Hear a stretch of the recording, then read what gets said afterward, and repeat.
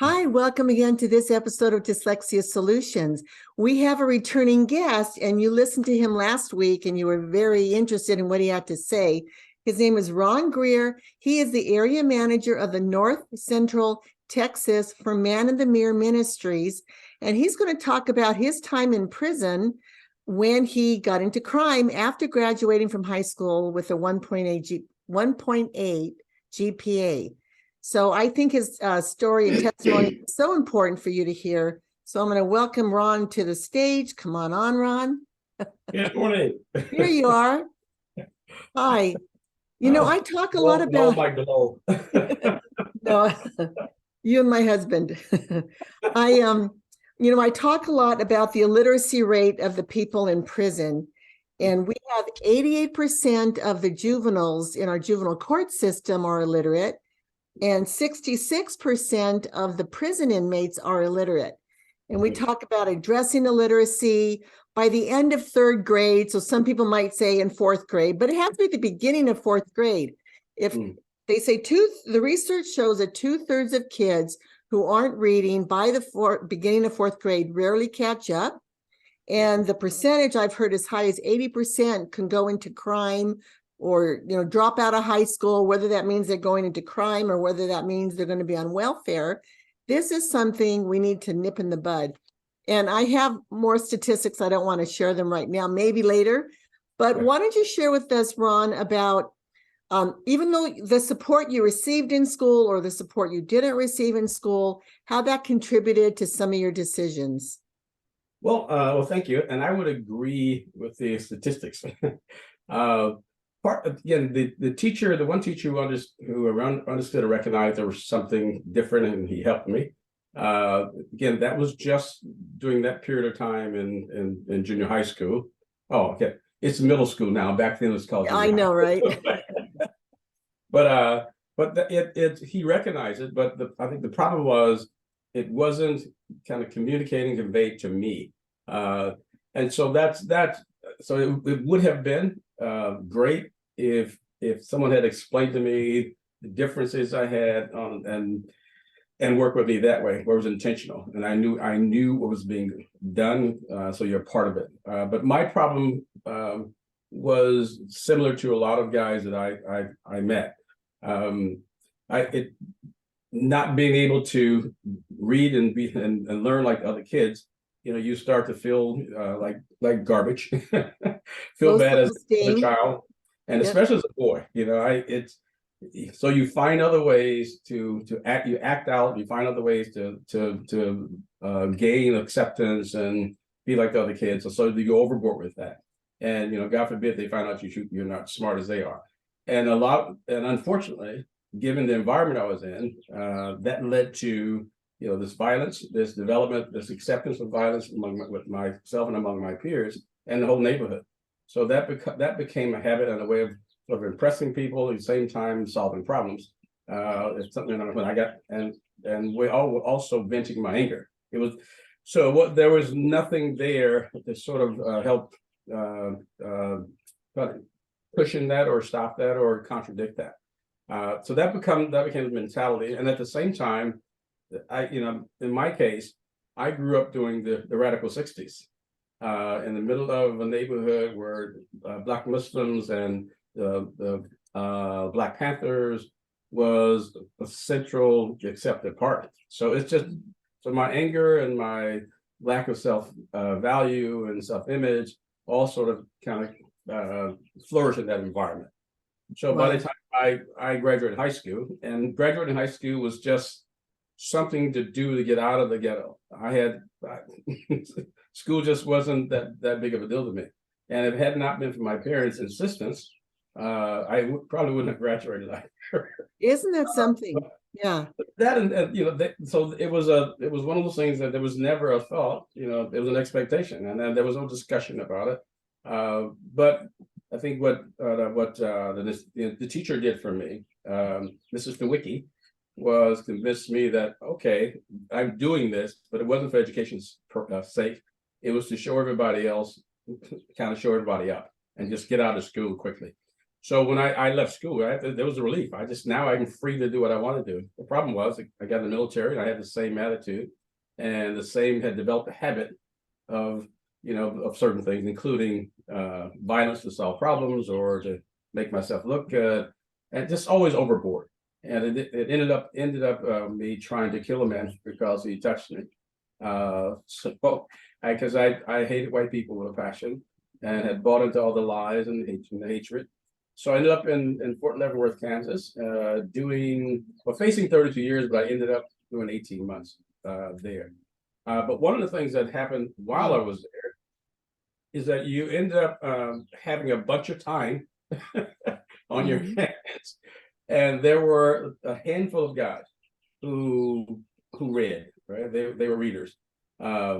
Didn't necessarily interest me, except there were a couple of folk who had these amazing books about Black people and Black figures. And so, you kind of start reading, get the books in order to look good among the guys. And I started reading different things there that fascinated me. But that's the most I've ever read in my entire life at one time. But you probably had maybe a third grade reading level, do you think? I say mine was somewhere, I guess in my own head, probably the 6th or 7th grade level. Okay. But the time in prison there, it's kind of weird even when I think about it. So my reading skills and my comprehension skills sort of improved because of all that intense time there in prison. That makes sense? Yeah. You really don't know until somewhere later on that you're still not reading like regular people. Like my mother-in-law and my wife, when I first met her, and her cousins, they loved reading. I mean, it's just they get a book and they curl up and they were just I was never that person, and it didn't fit in my head. How could you love it? You do it because you have to, but you don't really love reading.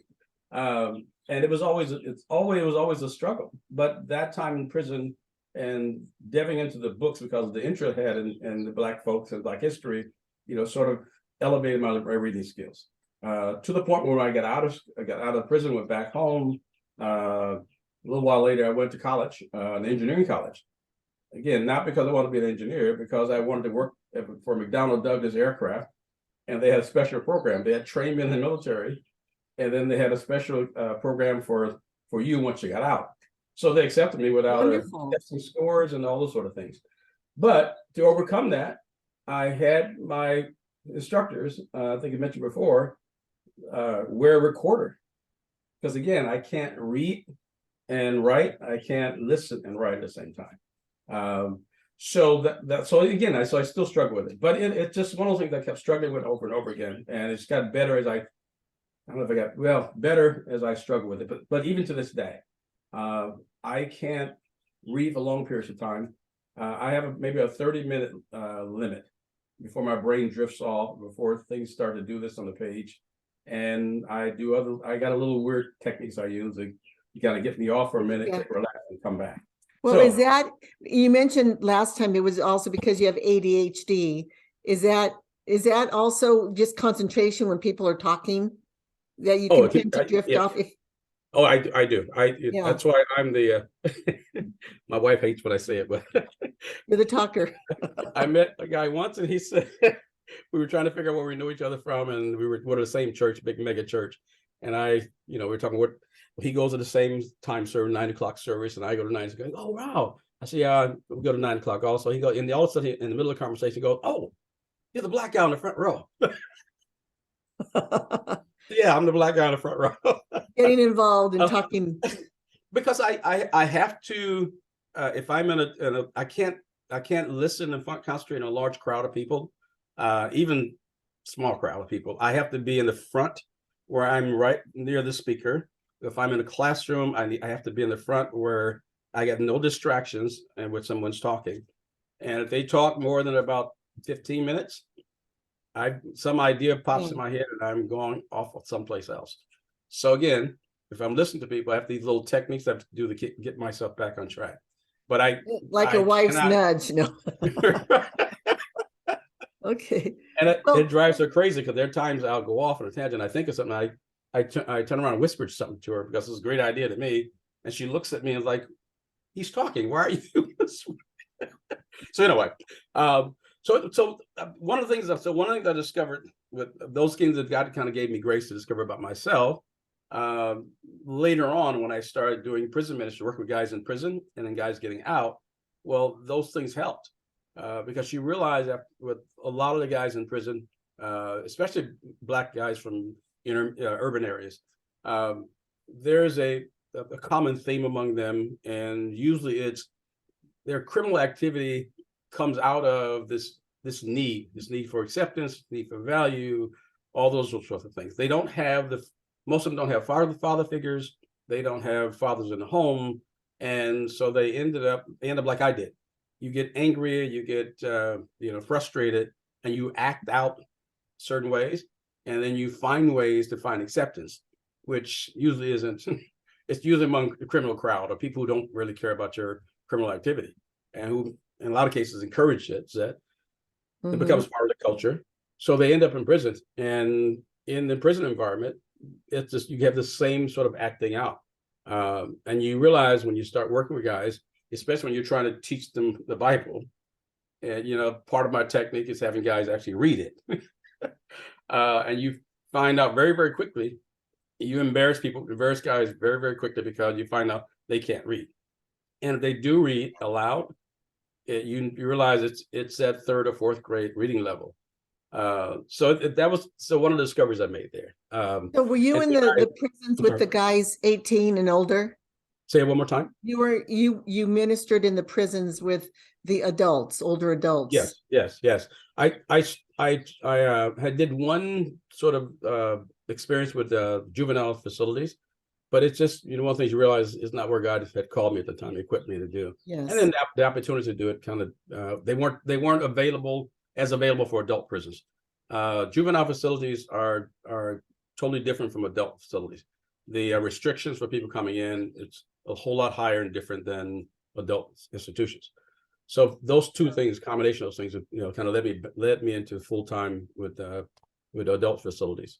And then after the first 3 years, we realized that even the women's facility, we only had one at the time, but realized that, okay, Lord, this is not where you've called me to be.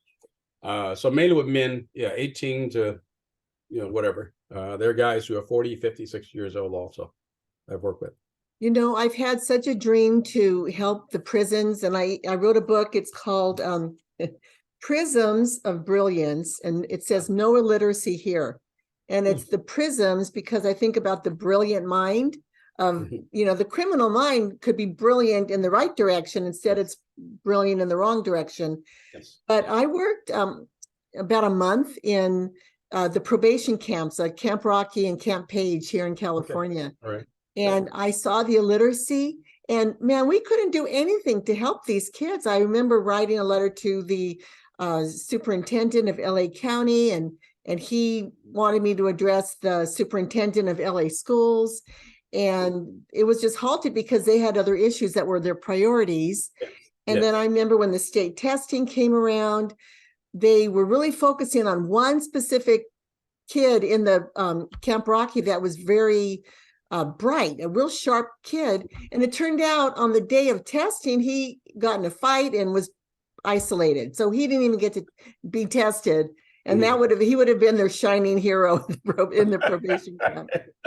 But, my heart, I grieve when I realize, I can get a grant that people are donating to help the intervention in the prisons. And then at the last minute, the grant funder changes their mind and says, we're going to invest the money in the library instead.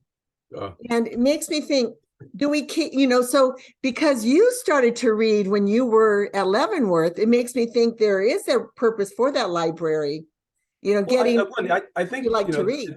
Well, I think it's on one hand, it's a good idea and a valuable resource for men who do read. The problem is you're providing a resource that doesn't address the larger part of the population. Larger population. So if you want to provide the library, okay, how about something to link, kind of link that, right? So some kind of resource by which guys can start learning to read efficiently, where they begin enjoy reading, and then now the library becomes valuable. But if you never get the vast majority of the population to that point, you've wasted a lot of time and money in the library. And if you've ever been to a prison library, you realize it's not used highly by the vast majority of the population. There's usually a handful of guys who are kind of like the brainiacs who are there. No, most of the other population don't, because it's not something that's valuable to them and useful to them. Well, and then someone else. I'm sorry. No, someone else mentioned, well, we're getting inmates from other countries and, other states in the United States, but other countries was what they specified. So there's not that burden to help in our prisons when you can't really control who's going to be getting the help. Right. Is that struck a chord? I felt like, okay, I guess it's not going to ever work, but. No, I that's one I would encourage you and anyone else to keep making the effort, because, if someone isn't there or something isn't there to kind of help them learn, I mean, it won't take place in most cases. It won't. I look at my situation and says it was a special grace of God on my part, and I'll attribute that from my mother and a number of folks who pray for me consistently, constantly. Yes. But for the vast majority of the people around me, that didn't happen. And it probably wouldn't happen to me if I didn't think I was looking cool by knowing the stuff that you don't know. And I was this Black history whiz, But outside, if I didn't have that sort of ego working, I probably wouldn't have responded either to the resource there. But I think it's much more important to have individuals or resources or something that it teaches guys to read, and at least that shows them or communicates to them, hey, you can do this. If there's something that says, hey, I can help you do this, and you're not strange because you don't. I think that's even more. And having something like what you do, a regular part of that, I think would fulfill that need. And just the men we've worked with. Well, let me do this for you. Those of the audience don't know. So I did 24 years doing inside the prisons, doing Bible studies and classes, and then for 18 of those 24 years, there were guys that lived with us, and I also guys who I worked with outside. So there were always some ex-offender living in our household. And then there was always a number of guys I was actually personally mentoring and discipling along all those 18 years as well. And one of the things that when we started the fellowship house, it's a home for ex-prisoners, a transition home. Well, one of the first things we do with those guys is, okay, you find something tangible and small where you can accomplish. And then another things on top of that and bigger things. So either you create this step process of success.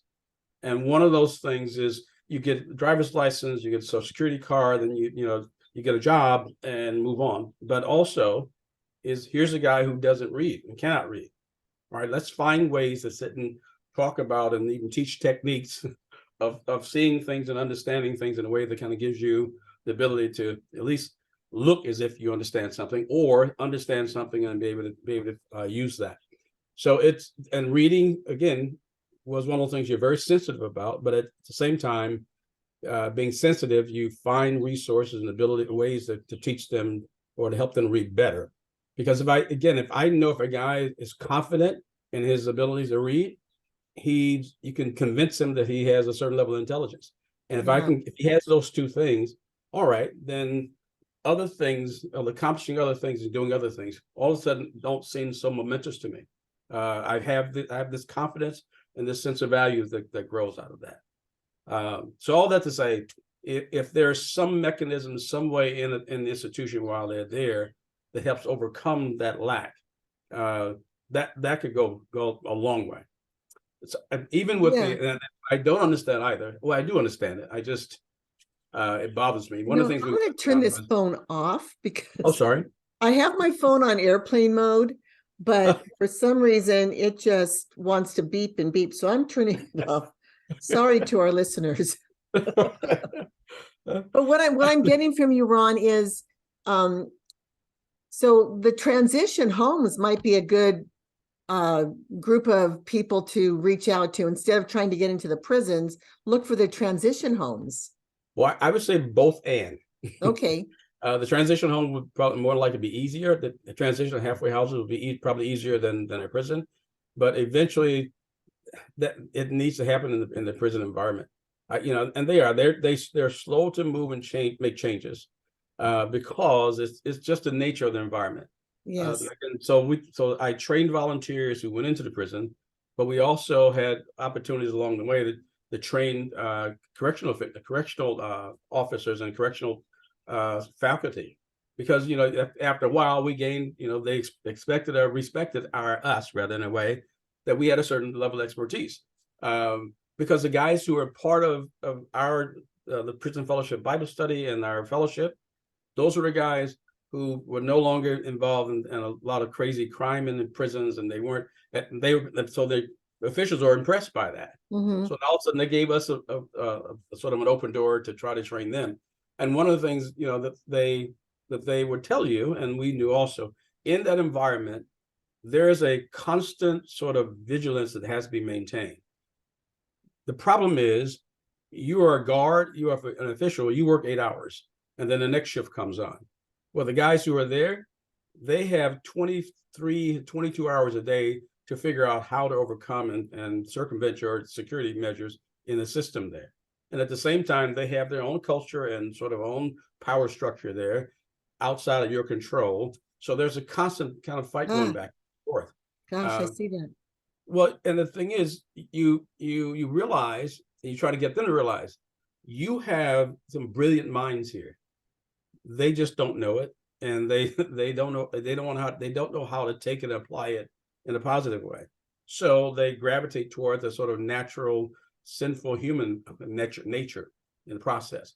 So to help with that, one of the things we developed Prison Fellowship was a life plan seminar. And basically, guys who's within 8 to 12 months of getting out, you go through this seminar, and then we go through some classes after that. Well, each one of those classes and sessions taught different things. And one of them was, you want a guy to kind of evaluate what his gifts and skills are, and then how to apply those and what ways he could apply those. Well, that's when you find out a lot of guys, they're very, very smart. They just don't do well at reading, and they're not confident about their academic abilities. Yes. Because a man tells me he's done 6 to 8 years for drug sales. Well, you get to talking about his criminal activity. He's got 4 groups of guys, probably 3 or 4 guys in each crew, who cover a certain area of the city, and they're moving anywhere from $500,000 to $750,000 in narcotics. So his job as the CEO, is to keep track of the sales, the losses, who's ripping them off, who's not, who's doing their job, and who's selling, all those things. You go, listen, I know corporate managers who can't do that in their heads, but yet this guy can, and he's done it until somebody, drops a dime and flips on him, and he gets arrested and convicted. All right, you're not stupid. You're not dumb because you can't read or you can't focus and concentrate like someone else. You have a brilliant mind. It just works differently. Yeah. And if you can do that, then you can do something different. So anyway, it's recognizing the abilities there, and then finding ways to kind of help them understand and recognize the abilities. Okay, well, saying that, I'm going to appeal to the audience. If there's someone out there that wants to write a grant for us, we need grants. And the grants I've written have been for, amounts under $100,000. And that would be fine if it actually came through. But to write a grant for the larger hundreds of thousands of dollars, I need someone who is an avid grant writer that would want to partner with me and do this. So that's my appeal. Or a generous donor who could actually write a large check for $40,000, $50,000, $60,000. That's right. Or a generous donor. Yes. And I'm also going to say on the same side that with your man in the mirror, you're looking for generous donors also that want to help sponsor the men who want to help the young guys. You want to share a little bit about that? Well, actually, we have a whole new initiative. We call it we started another division called Mirror Labs, and it's basically a research and development part of our ministry, primarily because we want to focus on a greater need, and that is having men who intentionally pour into other men, those who are mature in their faith, or older men pour into younger men. So it's called 10,000 Spiritual Fathers.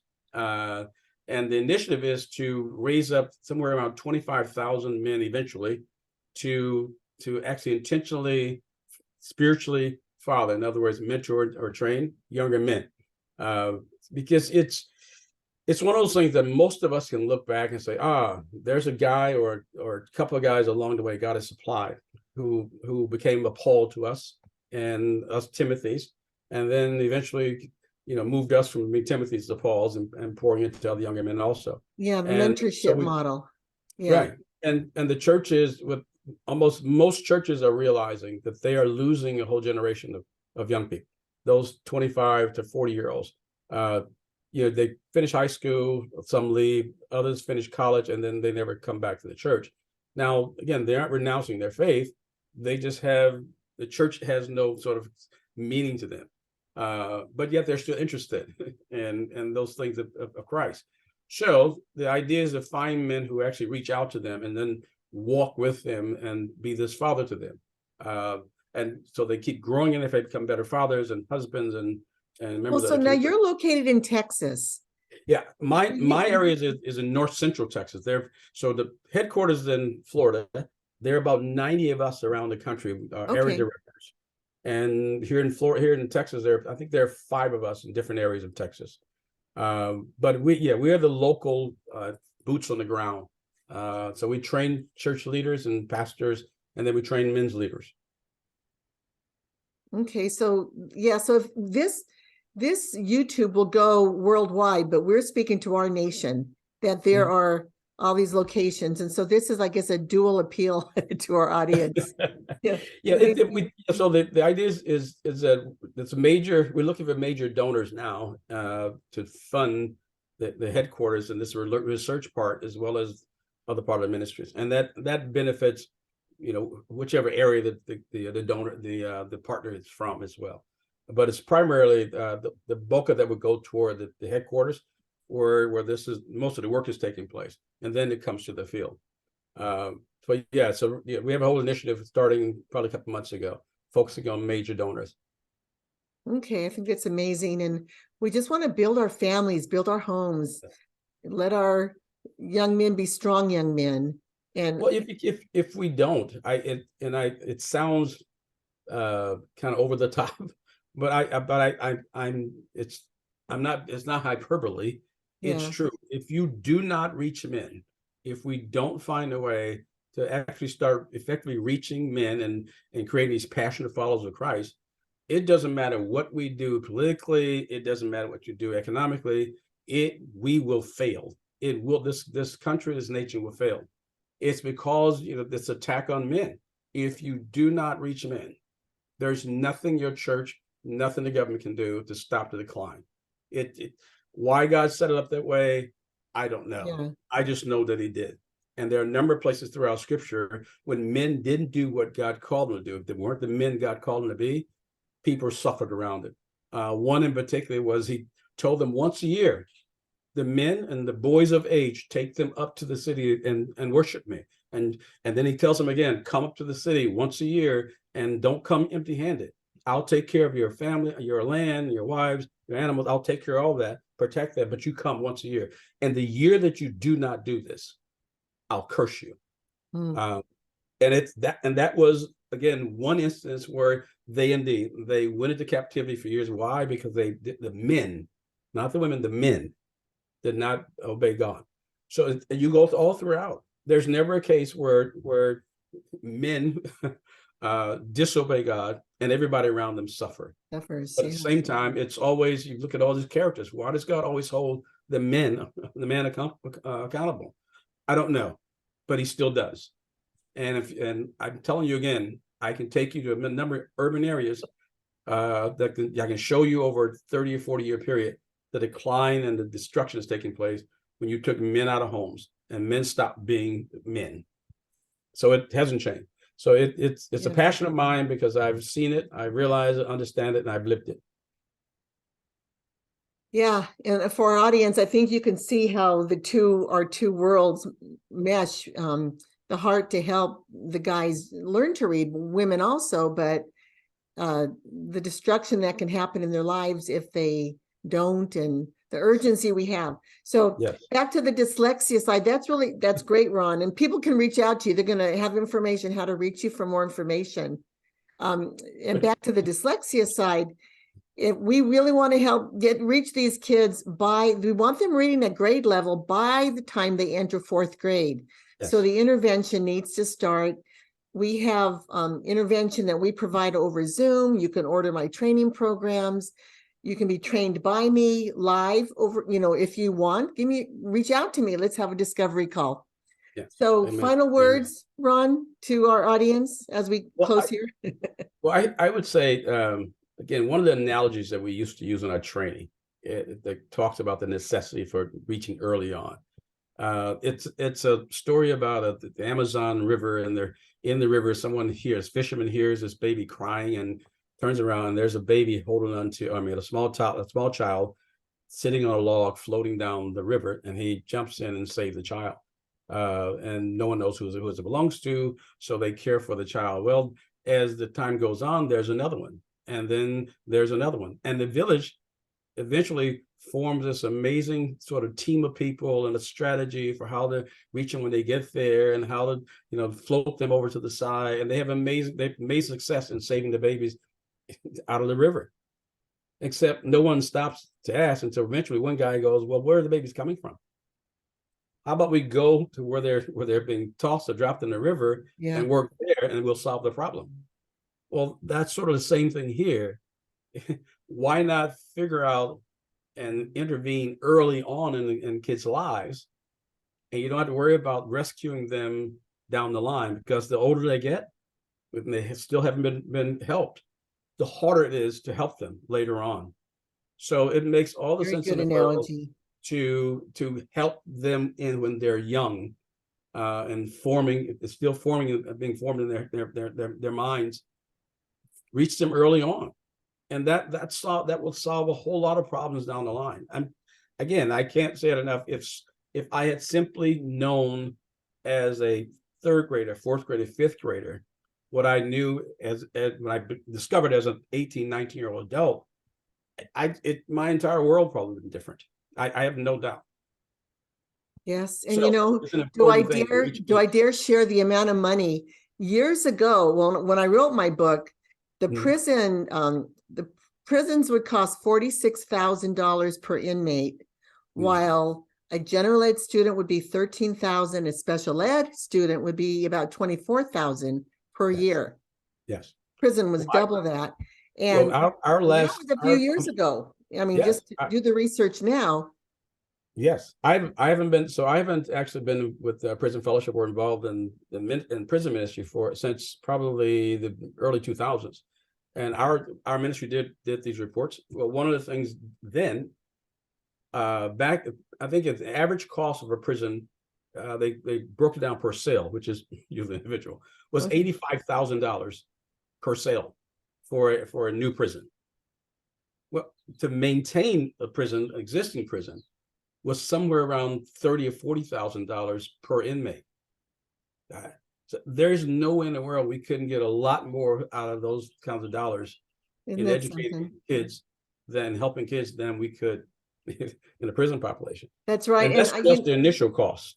I used to know a professor at a local university who used to work for the Department of Justice back east, and he said they would look. There was a district back east that would look at the illiteracy rate of 3rd graders to determine how many prisons to build. And that's just so sad. Oh, it's horrible. Yeah, it really is. So we have this knowledge, and knowledge is power. So I'm going to just ask this audience, step up, pay it forward. If you have dyslexia and you've been helped, pay it forward. Let's get some donations coming in. so we can help our, work towards a project to help the inmates. Amen. And we'll go from there. And people can call me, we can strategize, and they can call you if they are interested in what you're having to offer them as well, Ron. Absolutely. Go ahead and give your phone number again. Again, it's area code 407-455-1690. It's 407-455-1690. Or they can find me through the maninthemirror.org/Ron Greer, and find me there on the website. And again, I'm Marianne Cintron with Dyslexia Solutions. You can reach me at 626-629-3024. Please follow me on Twitter and Facebook and Instagram. And I'm so thankful that you listened to this interview to the end. So thank you, Ron. It's been a pleasure having you today. Oh, it's been my pleasure. Absolutely. Okay. God bless you.